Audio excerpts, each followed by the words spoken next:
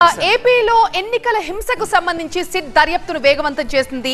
4 చోట్ల ఏపీలో ఎక్కడెక్కడైతే హింస చెలరేగిందో ఆయా ప్రాంతాల్లో రెండవ రోజు కూడా సిట్ విచారణ కొనసాగుతోంది. వెనకుండి రెచ్చగొట్టిందెవరు, రెచ్చిపోయి దాడులకు దిగిందెవరు, ఏపీలో ఎన్నికల హింసకు కర్త కర్మ క్రియ ఎవరు అన్ని పక్కాగా ట్రేస్ చేస్తోంది సిట్. 3 జిల్లాల్లో 4 బృందాలు క్షేత్రస్థాయిలో పర్యటిస్తూ దర్యాప్తును వేగవంతం చేస్తుంటే సిట్ చీఫ్ వినీత్ బ్రిజ్లాల్ ఎప్పటికప్పుడు అప్డేట్స్ తీసుకుంటూ ఎంక్వైరీ తీరుని పర్యవేక్షిస్తున్నారు.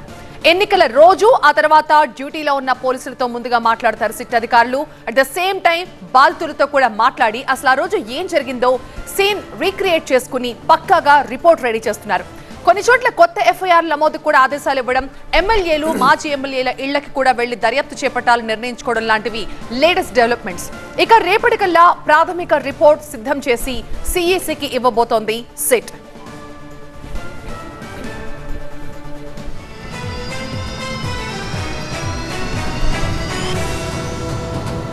మా ప్రతినిధులు ఎంపీ రావు అలాగే రాజు ఇద్దరు కూడా లైవ్ లో జాయిన్ అవుతున్నారు మరింత సమాచారం ఇచ్చడానికి. ముందుగా ఎంపీ రావుతో మాట్లాడదాం. ఎంపీ రావు, సెకండ్ డే కూడా ఎంక్వైరీ కొనసాగుతోంది, అలాగే కొత్త ఎఫ్ఐఆర్లు నమోదు కూడా ఆదేశించినట్టుగా తెలుస్తోంది. ఏం జరుగుతోంది ప్రస్తుతం సిట్ ఎంక్వైరీలో?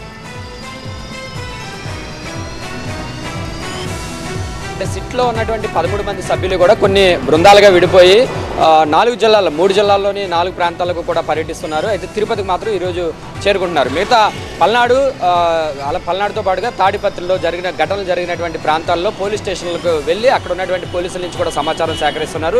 అసలు ఘటన ఏ విధంగా జరిగింది అనే దగ్గర నుంచి ఘటనలకు కారణమైనటువంటి వారెవరు, ముందుగా రెచ్చగొట్టిన వారెవరు, అసలు కవింపుకు చర్యలకు పాల్పడిన వారెవరు, ఇటువంటివన్నీ కూడా సీసీ ఫుటేజ్ ద్వారా సమాచారం తీసుకోవడంతో పాటుగా దీని వెనుక రాజకీయ నాయకుల ప్రోద్బలం ఏమైనా ఉందా, అయితే ఇంతవరకు ఎవరెవరిని గుర్తించారు, ఈ ఘటనలకు కారకులైనటువంటి వారిలో ఎవరెవరిని గుర్తించారు, అటువంటి వారి మీద ఎలాంటి కేసులు నమోదు చేశారు, ఎలాంటి సెక్షన్ల కింద కేసులు నమోదు చేశారు అనేవంతా కూడా అక్కడ స్థానికంగా ఇన్వెస్టిగేషన్ చేస్తున్నటువంటి ఇన్వెస్టిగేషన్ ఆఫీసర్లతో ఇన్స్పెక్టర్లతో కూడా మాట్లాడి సమాచారం తీసుకుంటున్నారు. అలాగే కేసులు నమోదైనటువంటి ఎఫ్ఐఆర్లన్నింటినీ కూడా ప్రతిదాన్ని కూడా ఎఫ్ఐఆర్లను పరిశీలిస్తున్నారు. ఆ ఎఫ్ఐఆర్లకు సంబంధించినటువంటి సీసీ ఫుటేజ్ను కూడా ప్రతిదీ కూడా పరిశీలిస్తున్నారు. కొన్ని చోట్ల కొత్తగా మరిన్ని ఎఫ్ఐఆర్లు నమోదు చేయాలని చెప్పేసి కూడా సిట్ బృందంలో ఉన్నటువంటి సభ్యులు అక్కడ స్థానిక పోలీసులకు కూడా ఆదేశాలు జారీ చేస్తున్నటువంటి పరిస్థితి. అంతేకాకుండా ఆల్రెడీ ఎఫ్ఐఆర్లు నమోదు చేసినటువంటి వాటి మీద కూడా అదనంగా కొత్త సెక్షన్లు జోడించాలని చెప్పి కూడా సిట్ అధికారులు చెప్తున్నటువంటి పరిస్థితి. ఈ రకంగా మొత్తం పల్నాడు జిల్లాలోని కొన్ని పోలీస్ స్టేషన్లకు, అల్లర్లు జరిగినటువంటి ప్రాంతాల్లో ఉన్నటువంటి పోలీస్ స్టేషన్లకు సిట్ బృందంలోని 2 సభ్యులు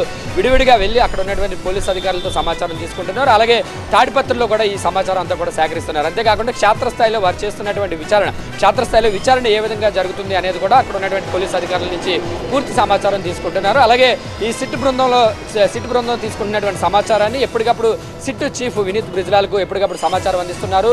మంగళగిరిలో ఉన్నటువంటి డీజీపీ కార్యాలయంలో సిట్ కోసం ప్రత్యేకంగా ఒక ఆఫీసును కూడా సెటప్ చేశారు. అక్కడి నుంచే వినీత్ బ్రిజ్లాల్ మొత్తం సిట్ బృందంలో ఉన్నటువంటి సభ్యులను ఎప్పటికప్పుడు కోఆర్డినేట్ చేస్తూ కూడా ఏ రకంగా విచారణ జరగాలి, అక్కడ ఉన్నటువంటి పరిస్థితి ఏంటి అనేది కూడా ఎప్పటికప్పుడు సమాచారం తెలుసుకుంటున్నారు. అంతేకాకుండా తీసుకున్నటువంటి సమాచారాన్ని డీజీపీతో ఎప్పటికప్పుడు మానిటర్ చేసుకుంటూ ఉంటున్నారు. సో ఈ రోజు కూడా పూర్తి స్థాయిలో పల్నాడు, అనంతపురం, తిరుపతి జిల్లాల్లో కూడా విచారణ జరిపిన తర్వాత ఈ సాయంత్రానికి ప్రాథమికంగా ఒక రిపోర్ట్ను కూడా తయారు చేసి రేపు ఈసీకి నివేదిక ఇవ్వనున్నారు. ఎందుకంటే 2 రోజుల్లోనే ఈ సిట్ నివేదిక ఇవ్వాలని చెప్పేసి కేంద్ర ఎన్నికల సంఘం ఆదేశాలు జారీ చేసింది కాబట్టి 2 రోజుల్లో విచారణ పూర్తయ్యేటటువంటి అవకాశాలు కనపడడం లేదు. కానీ ప్రాథమిక నివేదికను అయితే సిద్ధం చేస్తారు. రేపు ఉదయం సిట్ అధికారులు రాష్ట్ర ఎన్నికల ప్రధానాధికారి ముఖేష్ కుమార్ మీనాకు ప్రాథమిక నివేదికను అందజేస్తారు. పూర్తి స్థాయి నివేదిక అందించేందుకు ఈసీని కొంత గడువు అడిగేటటువంటి సమయం కూడా ఉంది. 2వ రోజు కూడా క్షేత్రస్థాయిలో సిట్ బృందాలు పర్యటించి పూర్తి స్థాయిలో ఈ విచారణ జరిపేందుకు కూడా సిట్ అధికారులు ముందుకెళ్తున్నారు. రైట్ ఎంపీ రావు, థాంక్స్.